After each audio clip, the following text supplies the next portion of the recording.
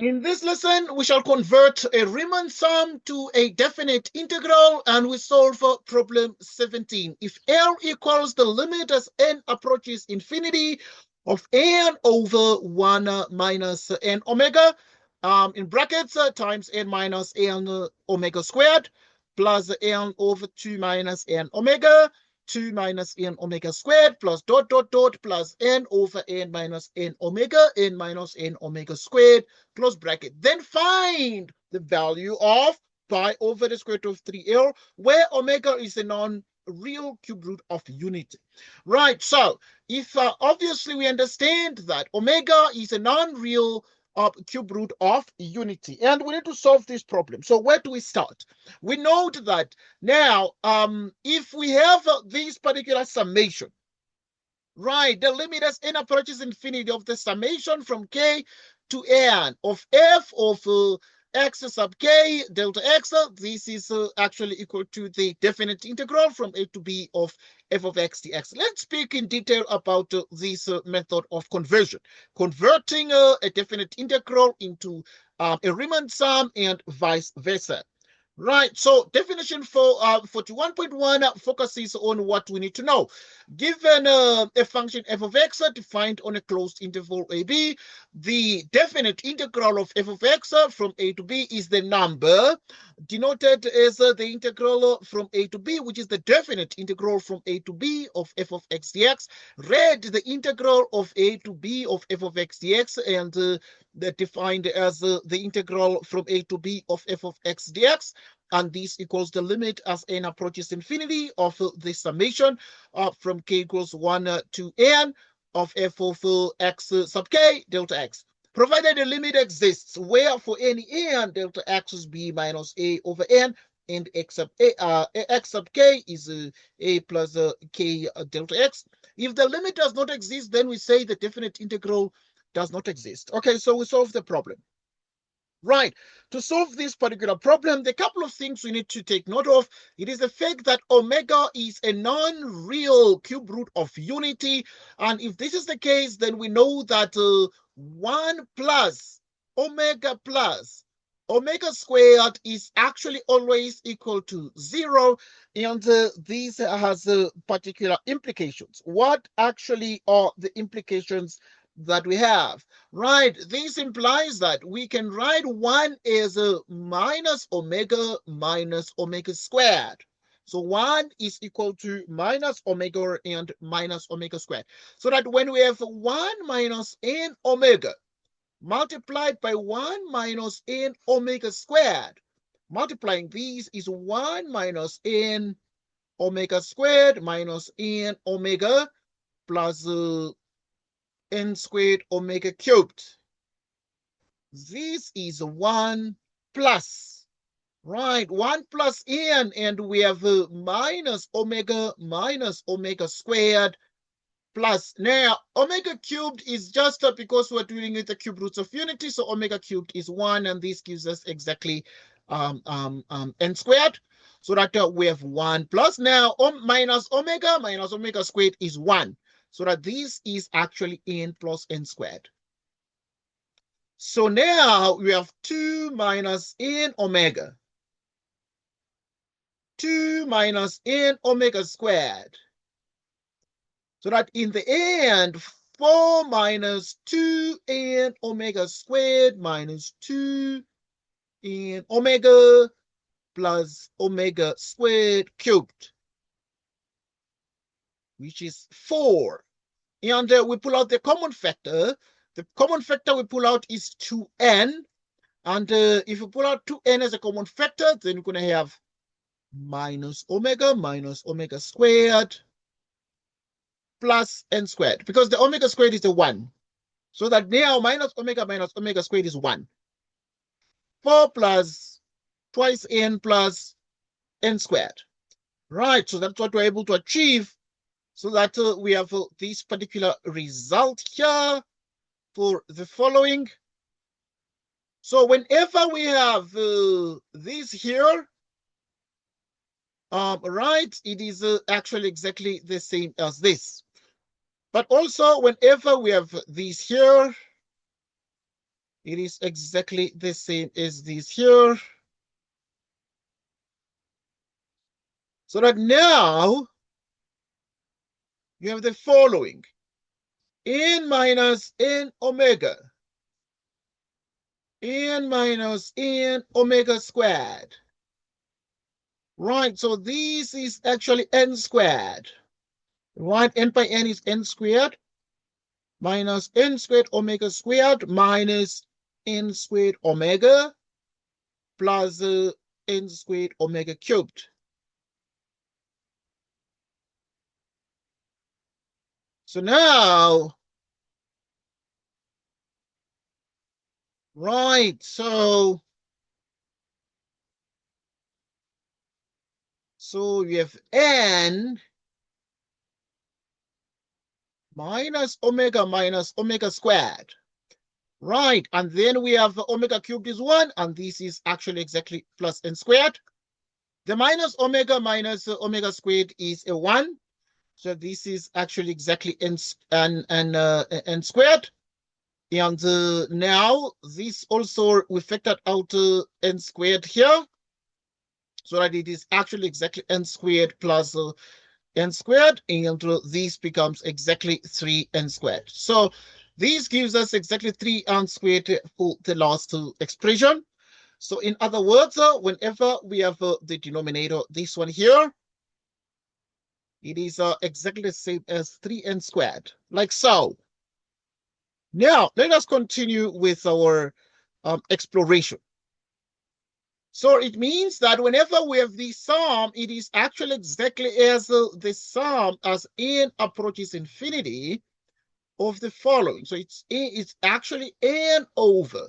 This is actually exactly 1 plus n squared. 1 plus n squared. N divided by, let's check this one. It is 4 plus 2n plus n squared. 4 plus 2n plus n squared. And then we have this last one, which is exactly 3n squared. Exactly like so. Right, and once we are able to write this summation as we've written it, something else becomes very, very important. But it is the fact that this can be written as the limit as n approaches infinity of the summation from k equals 1 to n. And what do we have? It is n divided by, so we can write it as k squared kn plus n squared, like so. Exactly this way. Exactly this way. Okay, when we get to this point, we need to obviously continue to analyze these and simplify these, but one of the ways we can use to simplify these is to factorize further.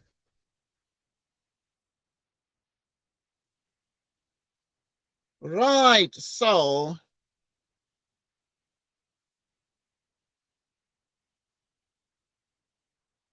okay, let's take out n squared.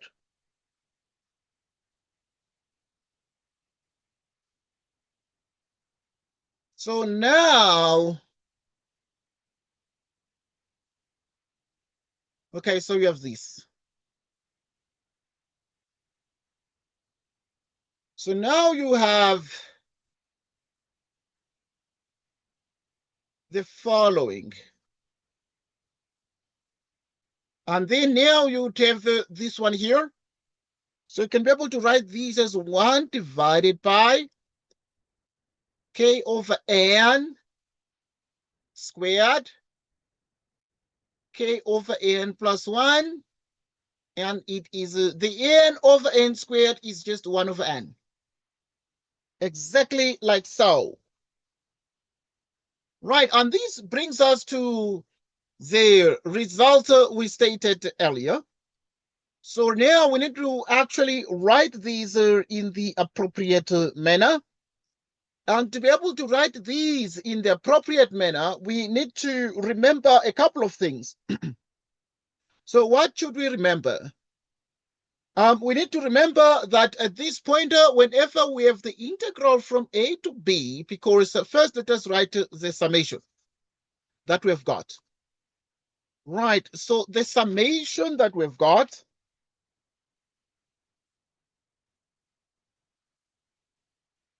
so now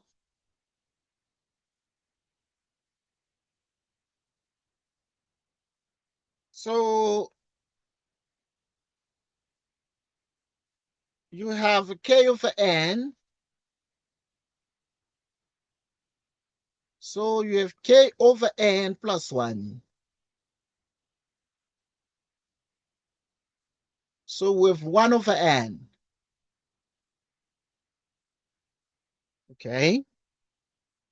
Now, if this is actually what we are able to see, but also the summation we have. So we need to remember that the integral from a to b of f of x dx, this is the limit as n approaches infinity of the summation from k equals 1 of f of x sub k delta x. This is the limit as n approaches infinity of the fact that you have the summation from k equals 1. So, which is a plus k delta x. So this one, the x sub k is known as a plus k delta x. Okay? And then now with this, then we have delta x.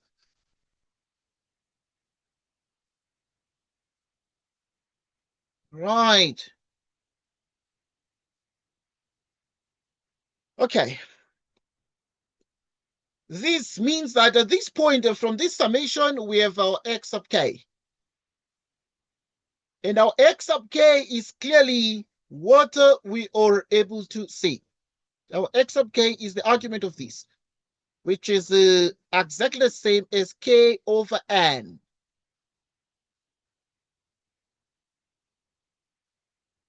K over n. And now we actually are looking at this and we can write it as 0 plus k times 1 over n. Right, and this actually is able to tell us that at this point we have x sub k is 0 plus k delta x. K delta x. Okay, so that's what we have. So now, this is it. So this is x sub k, x sub k.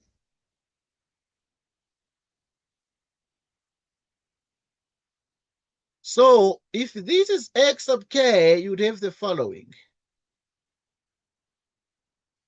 Right, you would have exactly the following. So, I mean, we are able to note that in this case, it means that our delta x becomes 1 over n.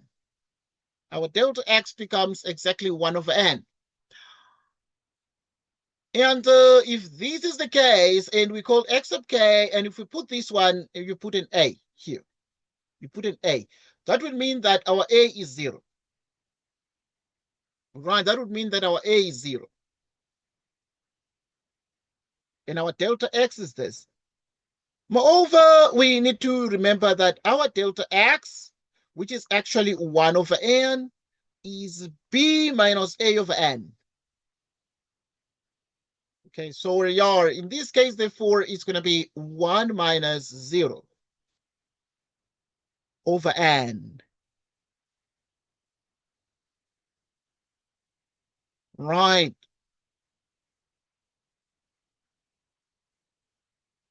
B, and now the A is 0, the B is 1.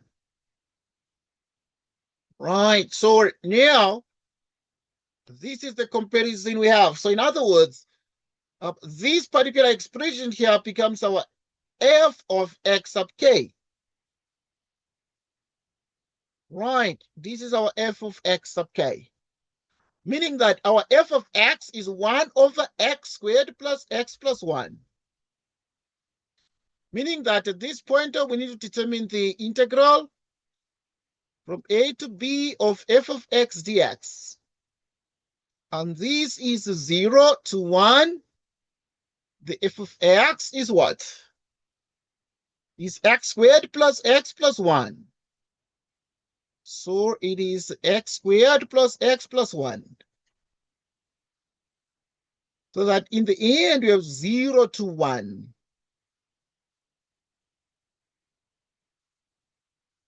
So we have plus x. Right, and then you add half the coefficient of x minus half the coefficient of x plus 1 dx, completing the square. This gives us the integral.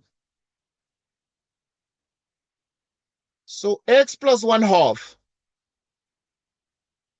This one is actually minus 1/4 plus 1 dx, giving us the integral from 0 to 1 divided by x plus 1 half. You square this plus 3 over 4 dx. So we need to just evaluate this particular integral here. So to actually evaluate the integral from 0 to 1 of 1 divided by x plus 1 half plus 3 out of 4 dx. Right, so we have the following. So you need to let x plus 1 half. Then you take the square root of 3 out of 4, and then we call these the tangent of theta. This becomes x plus 1 half.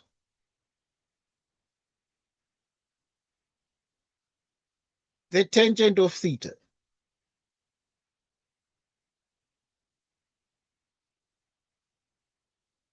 Which is sec squared theta d theta. Right, so you have the following. We have exactly the following.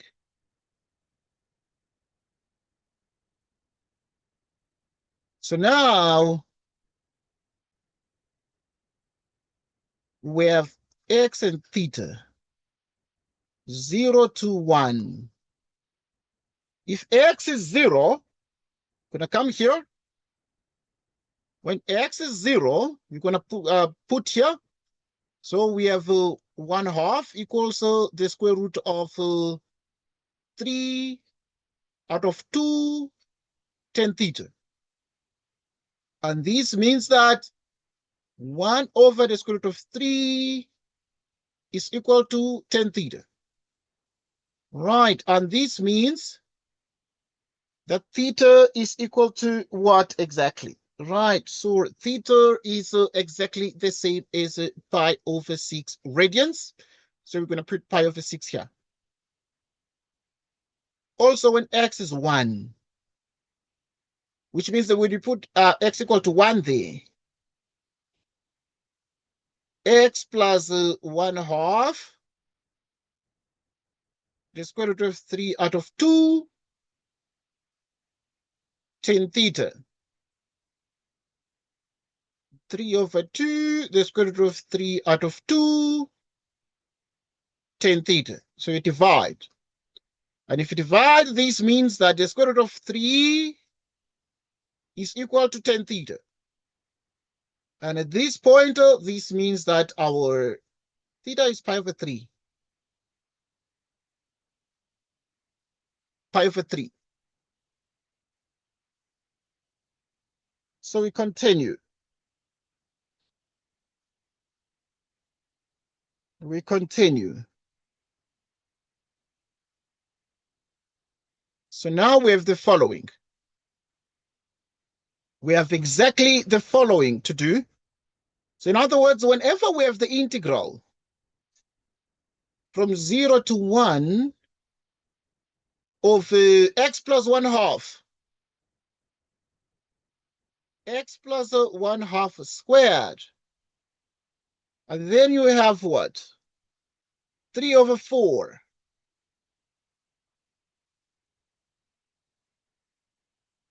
Right, which is from pi/6 to pi/3.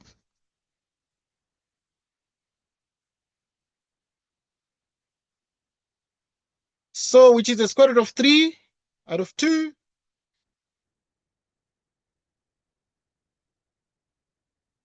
Theta d theta. Right, and then now whenever you have the x plus 1/2, it is actually exactly the same as the square root of 3/4, or you can write the square root of 3 out of 2, so you can put the square root of 3/4, the tangent of theta. And then we square these. And then you have d theta. Pi/6, pi/3, which is secant squared theta d theta. So that in the end, we have 3/4.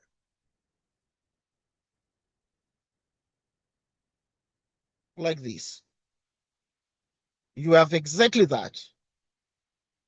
And if you check this very, very carefully, let us see what we are able to achieve out of this.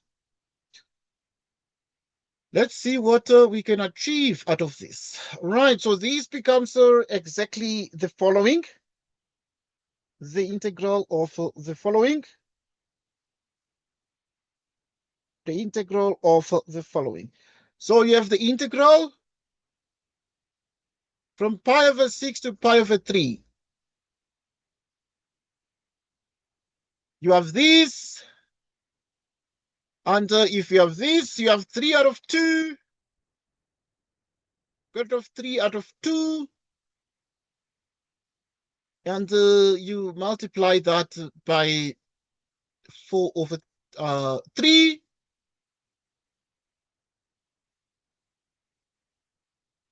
Theta d theta. Which is 10 squared theta plus 1. So now you have this one, 4 divided by 2, which is 2. 2 on top, divided by the square root of 3.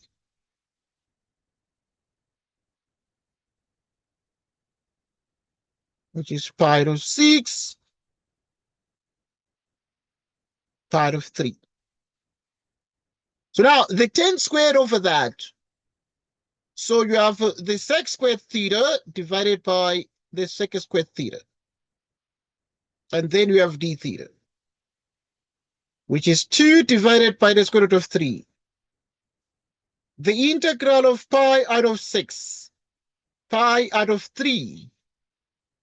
Sec squared over 6 squared becomes exactly 1, giving us d theta. All right, and this is what we have. This is what we are able to get. This is then the same as theta. The integral from pi over 6 to pi over 3.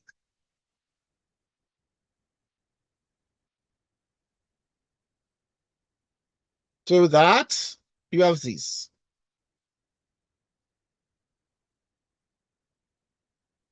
Squared plus 3 out of 4 dx, which is 2 over the square root of 3. the integral from pi over 6 to pi over 3. So this is 2 over the square root of 3, which is pi over 3 minus pi out of 6. And then the square root of 3. So now at this point, pi over 3 minus pi over 6 gives us pi out of 6. Right, and 2 divides, and this gives us exactly pi divided by 3, the square root of 3. Like so. Now we need to remember where we started. We need to recall where we actually started. This integral here was the conversion of this summation to our definite integral. So this would therefore mean that this summation here, right, it would therefore mean that whenever we have the sum, L equals the limit as n approaches infinity of this summation from k equals 1 divided by k over n squared plus k over n plus 1 times 1 over n, this particular integral here. Right, this particular integral here. And if this integral is actually looked at very, very carefully, it is clear, therefore, that this integral is exactly the same as, or this summation is exactly the same as the integral, right, over the following of the previous, over x plus 1/2, and then 3 over 4, and then dx.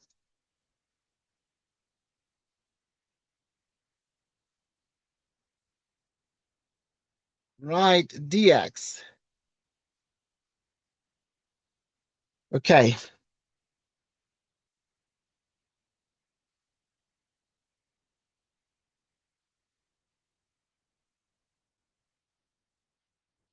Dx. So now at this point, this integral we've already determined. What is this integral here? This integral is pi divided by 3 the square root of 3. So this integral is pi divided by 3 times the square root of 3. And this has some meaning here. It has some meaning. But what do we want? So this actually means that our L is pi divided by this. Okay, but we must write that one. We cross multiply, which is 3L to the square root of 3 pi. So you need to actually be in a position to get what they want. So you must get the pi divided by the square root of 3L. So 3 is pi divided by the square root of 3L. Is pi divided by the square root of 3L. Which is this? Which is this? So now, then we have to find the value of this. So we are actually able to see that we surely can say hence pi divided by the square root of 3L, this is 3. This is exactly 3. This is exactly 3. This is exactly 3. pi divided by the square root of 3L. It's exactly 3. It is exactly 3. And we have solved these problems step by step. So thanks everybody for joining us. It was awesome having this discussion. Until next time, take care and goodbye.